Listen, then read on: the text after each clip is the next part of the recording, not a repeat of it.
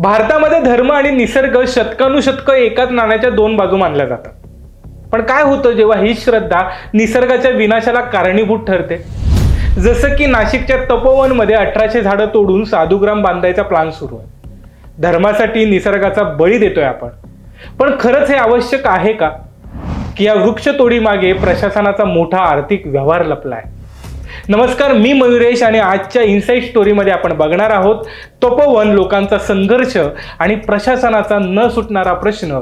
धार्मिक विधीसाठी निसर्गाचा बळी द्यायचा का निसर्गाला वाचवून धर्माचं रक्षण करायचं? कुंभमेळा जगातील सर्वात मोठा धार्मिक सोहळा, श्रद्धा, संस्कृती आणि लाखो भक्तांचा संगम. पण या श्रद्धेच्या नावाखाली जर तुमच्या शहराचे हरित फुफ्फुस कापलं जात असेल तर? नाशिकचं तपोवन सध्या अशाच संघर्षाचं केंद्र बनलंय. आणि हा लढा केवळ 1800 झाडांचा नाही आहे, तर धर्म आणि विकासाच्या नावाखाली सुरू असलेल्या एका मोठ्या आर्थिक व्यवहाराचा आहे. म्हणजे 2027-28च्या कुंभमेळ्यासाठी 10 लाख साधूंना सामावून घेण्यासाठी नाशिक महापालिकेला 1152 एकरवर साधुग्राम बनवायचे आणि त्यासाठी त्यांनी 1825 झाडं तोडण्याचा प्रस्ताव दिला. तातडीनं नागरिकांनी चिपको आंदोलन सुरू केलंय, ज्यात राजू डेसले यांच्यासारखे वृक्षप्रेमी म्हणालेत की आम्हाला विकास हवाय पण विनाश नको. नागरिकांनी 12 दिवसात 900हून अधिक आक्षेप नोंदवले. आता ही होती वरवरची कहाणी जी सोशल मीडियावर तुम्ही पाहिली असेल, पण या संघर्षाच्या आत काय दडलंय तेच जाणून घेऊया आता. की साधुग्रामसाठी महापालिकेला 264 एकर जमीन कायमस्वरूपी अधिकृत करायची आणि या भूसंपादनासाठी येणारा खर्च किती माहितीये? तब्बल 3000 कोटींपेक्षा जास्त. नाशिक महापालिकेचे वार्षिक बजेट आहे 2200 कोटी. मग महापालिका एवढे पैसे कुठून देणार? इथेच खरा खेळ सुरू होतो. म्हणजे महापालिकेने राज्य सरकारला प्रस्ताव दिलाय की तुम्ही हे 3000 कोटी खर्च करा आणि ही जमीन कायमस्वरूपी तुमच्याच नावावर करा. याचा अर्थ काय? की धार्मिक गरजेच्या नावाखाली सार्वजनिक पैशातून शहराच्या मध्यभागी राज्याच्या मालकीची आणि भविष्यातील विकासासाठीची एक प्रचंड मोठी लँड बँक तयार केली जाते. आणि प्रशासनाची मनमानी इथेच थांबत नाही, तर नागरिकांच्या हरकतींवरच म्हणजेच एनओसीवर सुनावणी व्हायची होती त्यापूर्वीच महापालिकेने जमीन सपाटीकरण आणि वृक्षतोडीचं काम सुरू देखील केले. जणू काही लोकांना विचारायचं नाटकच सुरू होतं इतके दिवस. आणि इतक्या विरोधानंतर मंत्र्यांनी आश्वासन दिलंय की एका झाडामागे 10 रोपं लावू. पण हा निव्वळ पर्यावरणाचा ढोंग आहे.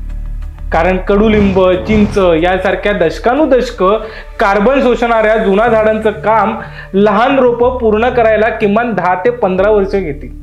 मग एवढी वर्ष जे पर्यावरणाचं नुकसान होणार आहे त्याचं काय? आणि सगळ्यात मोठा अन्याय तर शेतकऱ्यांवर झालाय. कारण मागील कुंभमेळ्यात जमीन भाड्याने घेतल्या होत्या ज्या नापीक झाल्या. आता महापालिकेने TDR FSI म्हणजे विकास हक्क घ्या असं सांगितलंय. पण शेतकऱ्यांचा आग्रह आहे की आम्हाला रोख मोबदला द्या. कारण आधी त्यांची शेती गेली, आता जमिनीवरचे हक्कही जाते. आता ही विसंगती पहा ना, की नाशिक महापालिका गोदावरी प्रदूषण मुक्त करण्यासाठी केंद्र सरकारला 530 कोटीचा प्रस्ताव देते आणि दुसरीकडे नदीला नैसर्गिकरित्या स्वच्छ ठेवणारे आणि तिची धूप थांबवणारे तपोवनचे हरित फुफ्फुस स्वतःच्याच हाताने तोडते. हा पैसा एका बाजूला आणि निसर्गाचा विनाश दुसऱ्या बाजूला. हे कसलं नियोजन आहे? आणि तपोवन एकटं नाहीये. धार्मिक विधींमुळे नद्या प्रदूषित होत आहेत. नद्यांमध्ये अस्थि विसर्जन असू द्या, निर्माल्य टाकले जात आहेत आणि हे आपल्यासाठी सहज झालंय. आणि हे देशभरात घडतंय. धर्म, श्रद्धा आणि विकास याचा समन्वय साधताना आपण चुकतोय हे आपण समजून घेतलं पाहिजे. पण आता आशा आहे की जसं इथिओपियामध्ये ऑर्थोडॉक्स चर्च 35,000हून जुनं अधिक वनांचं रक्षण करतं, तसं आपण देखील करू शकतो. की धर्म तिथं विनाशाचं नाही तर संवर्धनाचं सगळ्यात शक्तिशाली माध्यम आहे. तपोवनाचा लढा आपल्याला काय शिकवतो? की धार्मिक आस्था आंधळी असू नये. जेव्हा प्रशासन आस्थेच्या नावाखाली नैसर्गिक संपत्तीचा बळी देत असेल तर तेव्हा तुम्ही प्रश्न विचारा.